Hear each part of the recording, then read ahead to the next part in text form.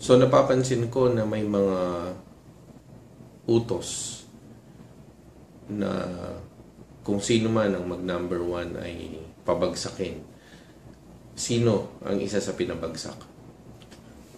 Ang utos ni Ochoa, ito kung makikita niyo maayos, pirmado niya, utos niya kay Laila de Lima na imbestigahan at buksan lahat ng kaso na ukol sa Binay family. Naging matagumpay ba ang pag-imbestiga at pagbusisi sa Binay family? Kung mapapansin niyo mo nakaraang buwan, si Binay parati ang nakafocus. So sa akin, masasabi kong naging matagumpay sila sa pagbagsak kay Binay.